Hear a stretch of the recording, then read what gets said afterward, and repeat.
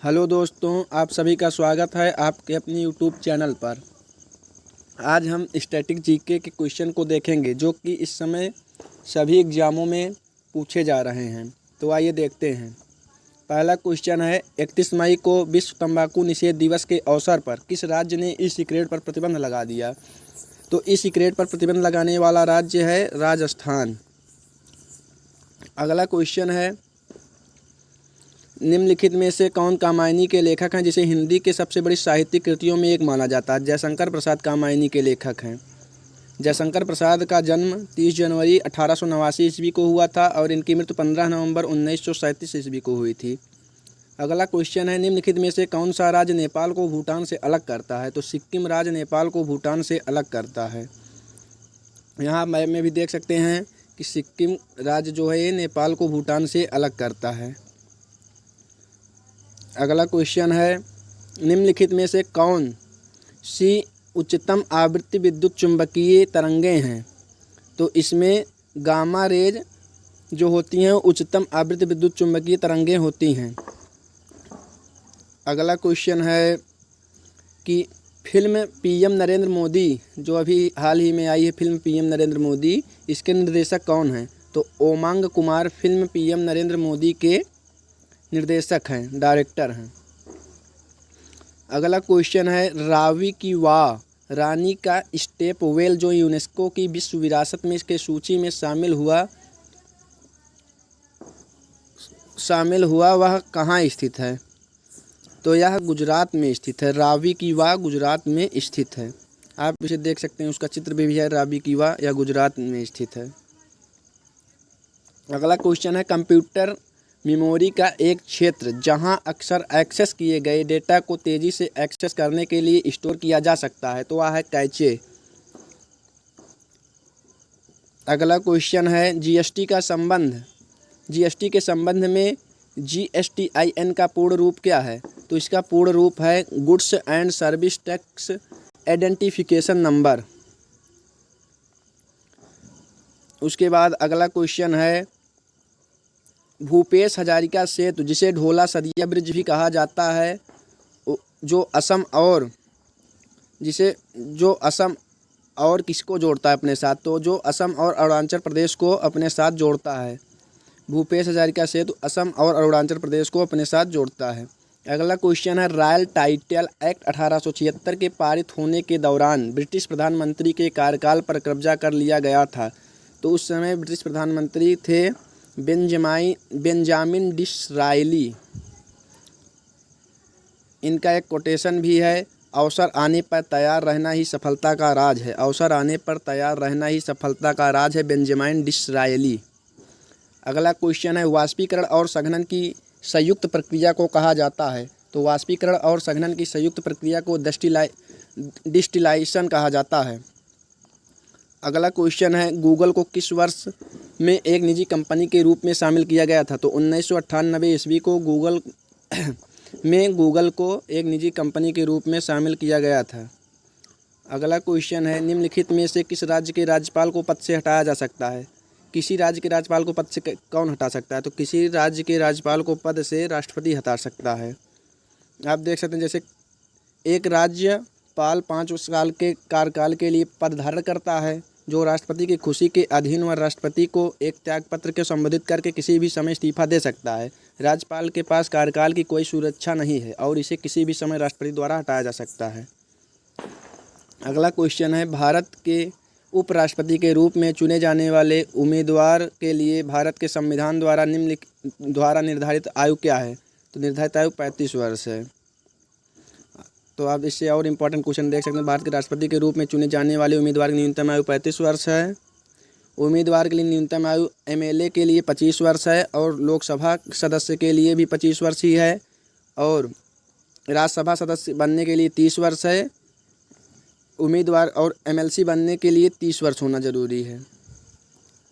अगला क्वेश्चन है, कैल्सिट्रियोल निम्नलिखित में से किसके बीच जैविक रूप में सक्रिय रूप है? तो देखिए, इसके ऊपर टिप्पणी है, कैल्सिट्रियोल विटामिन D का जैविक रूप से सक्रिय रूप है। या समान रूप से गुर्दे में बनाया जाता है। इसका उपयोग पैरथायराइडिज्म, ऑस्टियोपोरोसिस, ऑस्टियोमैलेशिया और फैमिलियन हाइपोफोस्फेटीमिया जैसी बीमारियों के इलाज के लिए किया जाता है। तो इसका आंसर होगा विटामिन डी।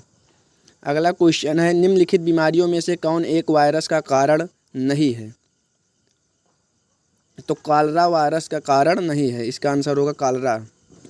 कॉलरा वायरस के कारण नहीं होता है। देख सकते हैं आप, कॉलरा हैजा छोटी आंत का एक संक्रमण रोग है जो कि जीवाणु वेब्रियो कैलोरी के कारण होता है या एक वायरस का जनित रोग नहीं है।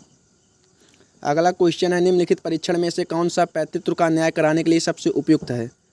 तो इसका आंसर होगा पैतृत्व का न्याय कराने के लिए डीएनए परीक्षण सबसे उपयुक्त है, या किसी व्यक्ति के जीनोम के विशिष्ट संस्थानों को देखता है ताकि वे खोजे या सत्यापन कर सकें। पैतृक वंशावली रिश्ते इसका उपयोग करके व्यक्ति के जातीय मिश्रण का अनुमान लगाने के लिए भी किया जा सकता है। तो इसका सही आंसर होगा डीएनए टेस्ट। नेक्स्ट क्वेश्चन है, किस संगठन ने कोविड-19 के लिए 120 मिलियन रैपिड डायग्नोस्टिक परीक्षण का उपयोग कराने की घोषणा की है? तो WHO इसका सही आंसर होगा। विश्व स्वास्थ्य संगठन ने घोषणा की है कि कोविड-19 के लिए 120 मिलियन रैपिड डायग्नोस्टिक परीक्षण उपलब्ध कराने के लिए शरीर अपने प्रमुख भागीदारों के साथ कार्यक्रम का उद्देश्य है। इस कार्यक्रम का उद्देश्य है कि परीक्षण प्रक्रिया में अंतर को कम करने में निम्नलिखित और मध्यम आय वाले देशों की मदद करना है, हालांकि वे वित्त पोषित नहीं हैं। WHO का लक्ष्य $5 अमेरिकी MP पर तेजी से नैदानिक परीक्षण कराना है। तो इसका सही आंसर होगा WHO।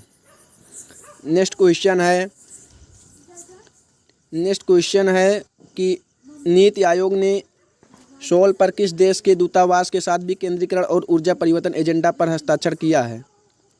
तो आइए देखते हैं। नीति आयोग ने नीदरलैंड के दूतावास नई दिल्ली के हाल ही में energy decarbonisation and energy transition agenda पर एक स्टेटमेंट ऑफ इंटेंट पर हस्ताक्षर किए हैं। इस साझेदारी के तहत नीति आयोग और डच दूतावास का उद्देश्य स्वच्छ ऊर्जा को समायोजित करने के लिए नवीन तकनीक समाधान तैयार करना, उसके उद्देश्य अन्य लोगों के जैव ऊर्जा प्रौद्योगिकियों को बढ़ावा देना के लिए शुद्ध कार्बन फुटप्रिंट को कम करना भी है। जिसका सही आंसर होगा नीदरलैंड। अगला क्वेश्चन है, शेख नवाफ ने किस खाड़ी देश के अमीर के रूप में शपथ ली है? किस खाड़ी देश के अमीर के रूप में शपथ ली है? तो इसका आंसर होगा शेख नवाफ अल अहमद अल साबा, जिसे शेख नवाफ भी कहा जाता है, को कुवैत के अमीर के रूप में शपथ दिलाई गई है। कुवैत के अमीर के रूप में इन्होंने शपथ लिया। पिछले शासक शेख सबा अल अहमद अल जबैर अल सबा का हाल ही में अमेरिका में 91 वर्ष की आयु में निधन हो गया। शेख सबा ने 14 साल से अधिक समय तक देश का शासन किया और वह नए क्राउन प्रिंस शेख नवाफ 83 साल के हैं। जो नए बने हैं वो 83 साल के हैं। अगला क्वेश्चन है, राष्ट्रीय पोषण संस्थान के अनुसार वयस्क पुरुषों के लिए न्याय आदर्श वजन क्या है? तो आइए देखते हैं इसका आंसर कि भारतीय चिकित्सा अनुसंधान परीक्षण के तहत राष्ट्रीय पोषण संस्थान ने वयस्क भारतीय पुरुषों के लिए आदर्श वजन को 60 किलोग्राम से बढ़ाकर 65 किलोग्राम कर दिया। पहले 60 किलोग्राम था, इसे बढ़ाकर 65 किलोग्राम कर दिया गया है। इसी तरह NIN ने वयस्क भारतीय महिलाओं के लिए आदर्श वजन को 50 किलोग्राम से बढ़ाकर 55 किलोग्राम कर दिया। भारतीय वयस्कों की परिभाषा भी 20 से 39 वर्ष से 19 से 39 वर्ष तक संशोधित है। इसका मतलब नया जो है, पहले 60 वर्ष था, 65 वर्ष कर दिया गया है। अगला क्वेश्चन है कि भारत द्वारा प्रदान की गई LOC के साथ क्रियान्वित परियोजनाओं की समीक्षा करने के लिए किस राष्ट्र के साथ एक उच्च स्तरीय निगरानी समिति की स्थापना की गई? उच्च स्तरीय निगरानी समिति की स्थापना की गई। तो इसका आंसर है, भारत द्वारा प्रदान की जाने वाली क्रेडिट 9 के साथ क्रियान्वित परियोजनाओं की समीक्षा के लिए भारत और बांग्लादेश द्वारा एक उच्च स्तरीय निगरानी की गठन किया गया है। वर्चुअल मोड में आयोजित दोनों देशों के बीच 6वीं संयुक्त परामर्शदात्री आयोग की बैठक में निर्णय लिया गया। उच्च स्तरीय निगरानी समिति का नेतृत्व बांग्लादेश के आर्थिक संबंध प्रभाव का सचिव और बांग्लादेश में भारत के उच्चायुक्त करेंगे। तो इसका आंसर होगा बांग्लादेश।